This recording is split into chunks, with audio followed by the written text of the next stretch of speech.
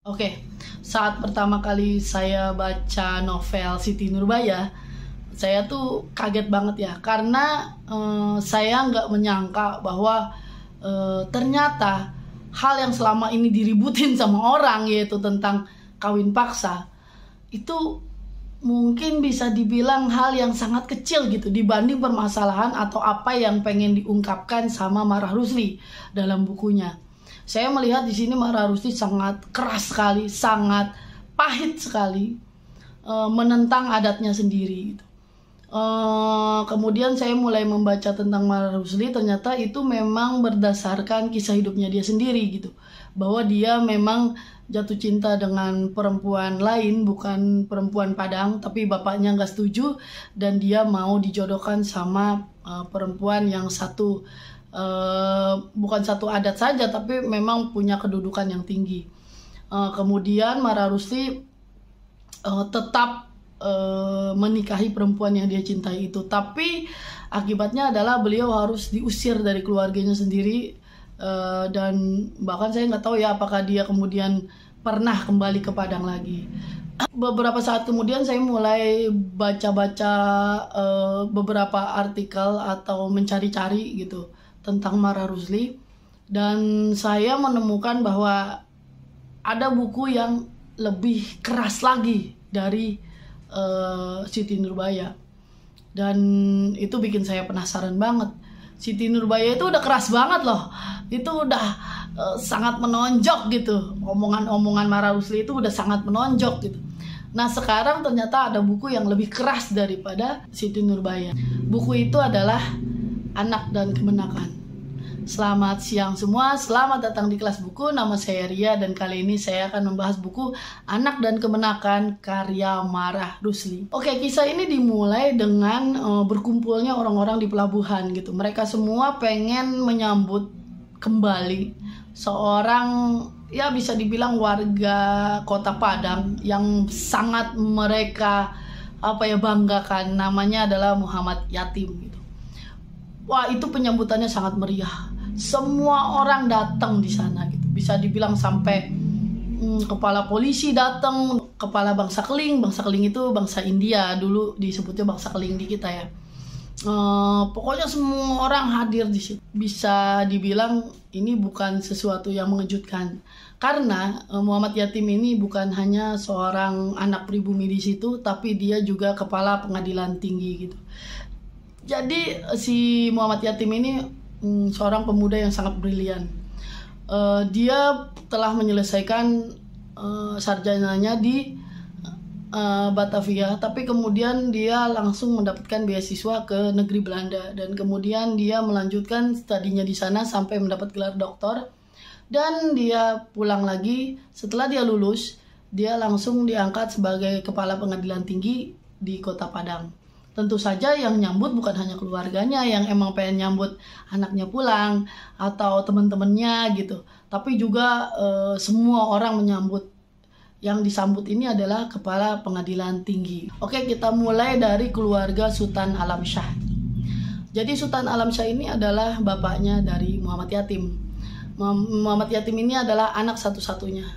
Beliau memang orang yang terpandang di situ. Sultan Alamsyah ini menikah dengan seorang perempuan yang biasa-biasa aja. Dia maksudnya biasa-biasa ini, dia bukan dari kalangan bangsawan gitu. Nah, kita udah ngelihat nih kesamaan antara si Muhammad Yatim dengan Syamsul Bahri. Syamsul Bahri juga sama, permasalahannya itu. Bapaknya adalah seorang sultan yang kemudian memilih menikah dengan perempuan yang biasa-biasa aja gitu. Bagi orang Sumatera Barat, yang namanya gelar kebangsawanan itu kan turunnya dari perempuan.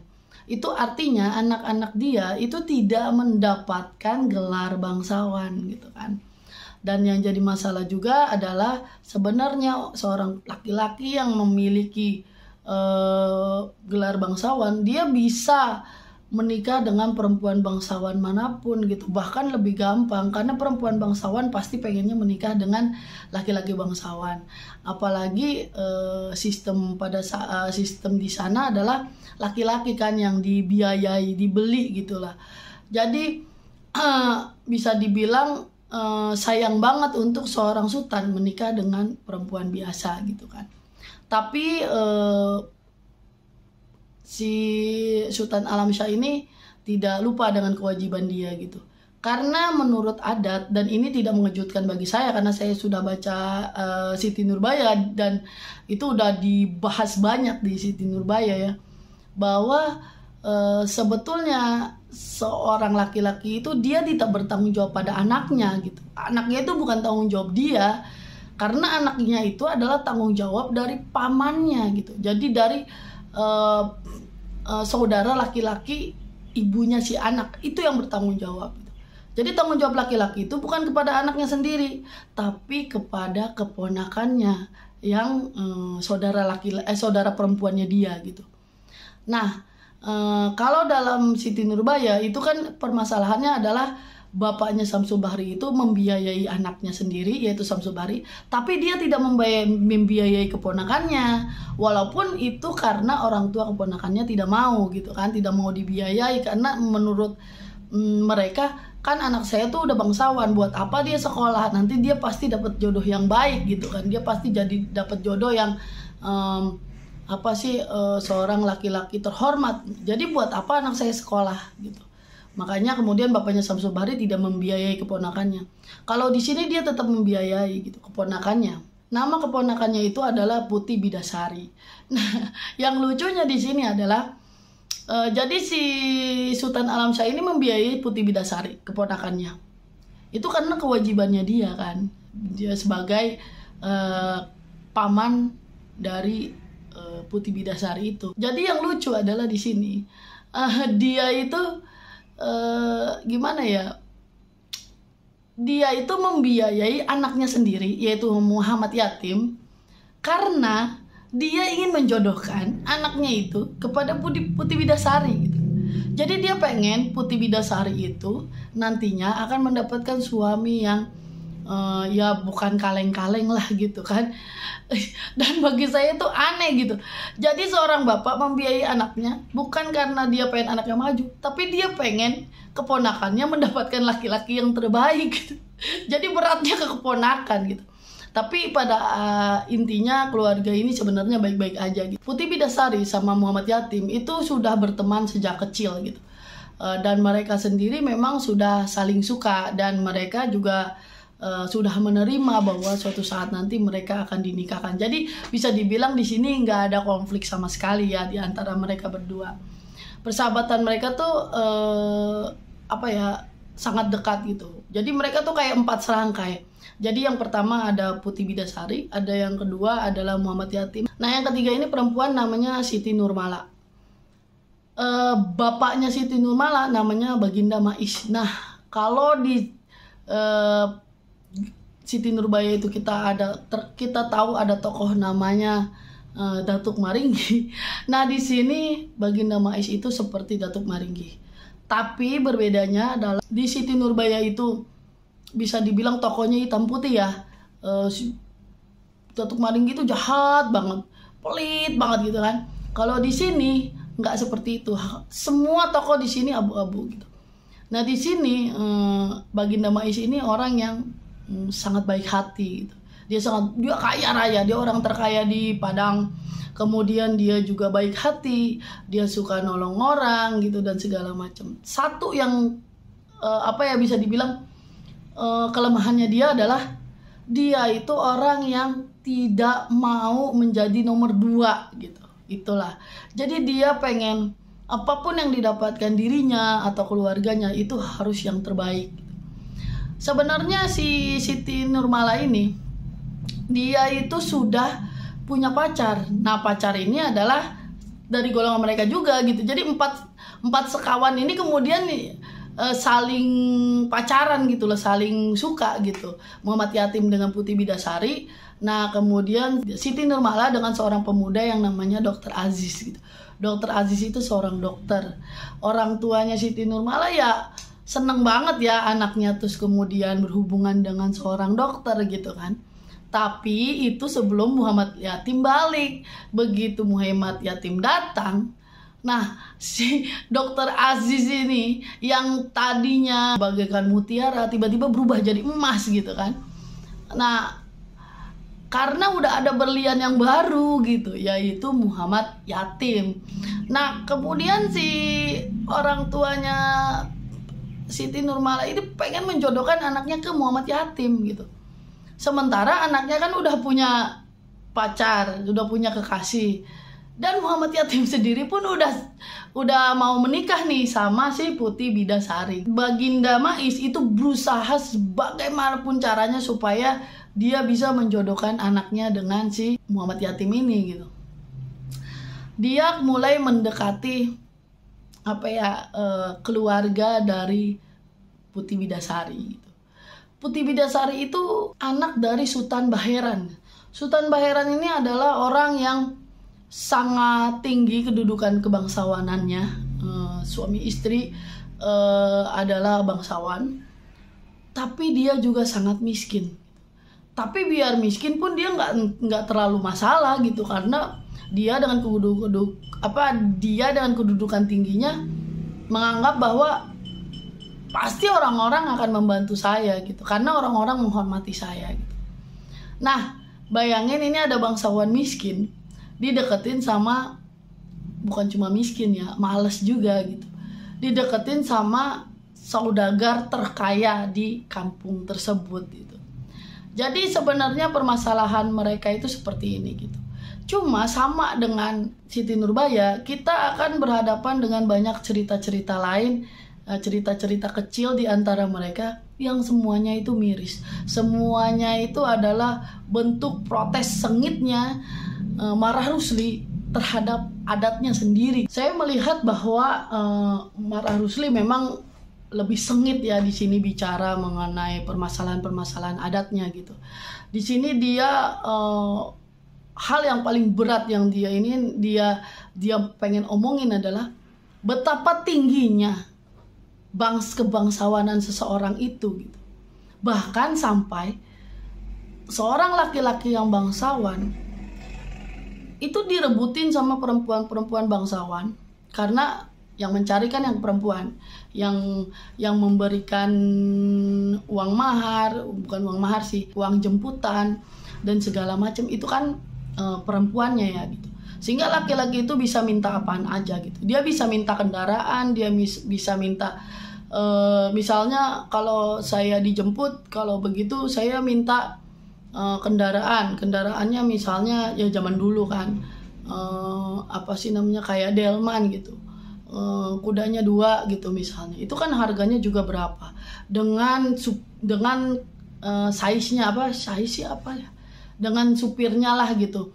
Kemudian dia minta baju yang dibordir dengan emas, dia minta jam tangan emas gitu misalnya, dia minta sepatu yang seperti apa, dia minta perhiasan apa gitu yang dibawa gitu oleh pihak perempuan.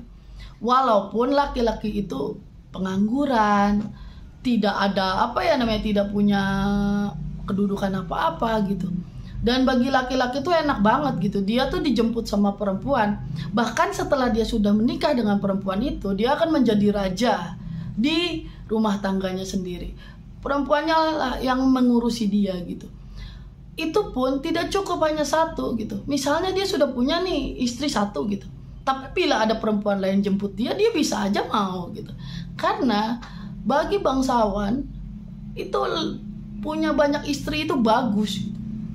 Kita lihat sendiri dalam Siti Nurbaya itu Sultan Mahmud, ayahnya dari Samsul Bahri, itu kan dia hanya punya 1 istri, dan dia sering diledekin dan sering dianggap orang aneh karena dia sebagai bangsawan, dia punya kedudukan, tapi dia cuma punya 1 istri, dan bagi orang-orang itu aneh. Di sini lebih besar lagi diomongin gitu.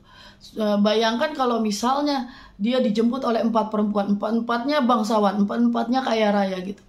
Enak sekali dia hidupnya kan, hanya pindah-pindah dari 1 istri ke istri lain. Kalau dia udah bosen tinggal ceraiin aja, kemudian dia bisa dijemput sama perempuan lain gitu. Itu yang pertama. Dan yang kedua yang medih banget di sini, yang pedih gitu ya, adalah gimana seorang ayah itu tidak peduli dengan anaknya sendiri gitu.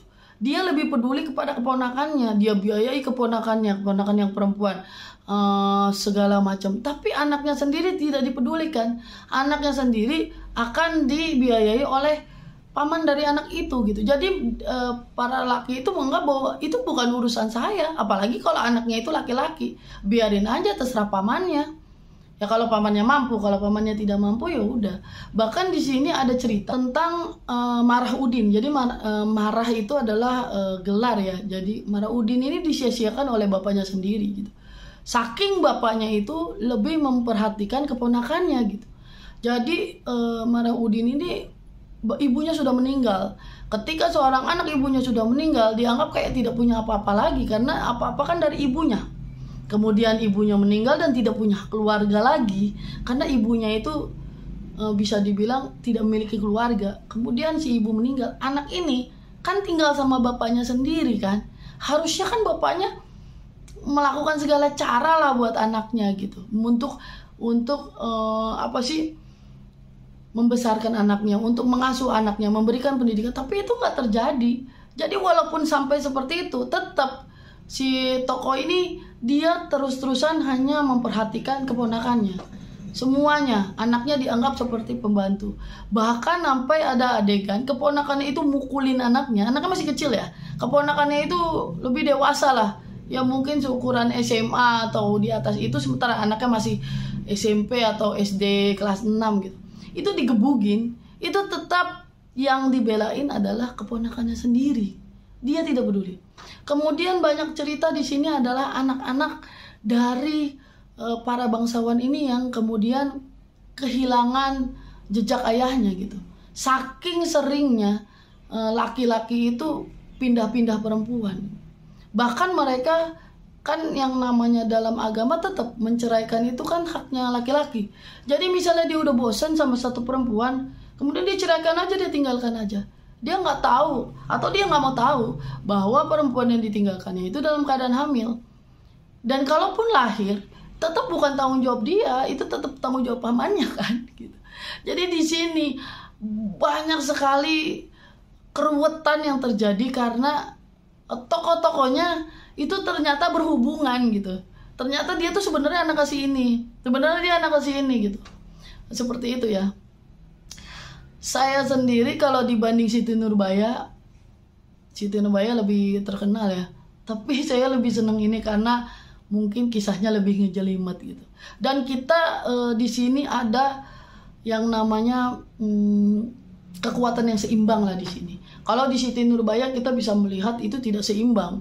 Siti Nurbaya sudah miskin, tadinya kaya kemudian jadi miskin. Terus kemudian si Samsul Bahrinya juga dia tidak punya kekuasaan apa-apa, dia bukan bangsawan kan. Kemudian ayahnya Samsul Bahri, oke, dia seorang jaksa ya, tapi dia tidak punya uang gitu kan. Jadi ketika berhadapan dengan Datuk Maringgi, dia juga tidak bisa berbuat apa-apa. Dan kemudian dia juga menganggap bahwa memang secara sah dan legal Datuk Maringgi harus misalnya mengambil Siti Nurbaya. Di sini cukup seimbang karena para bangsawan ini di sini kebanyakan miskin, sementara orang-orang kayanya tidak punya kedudukan gitu.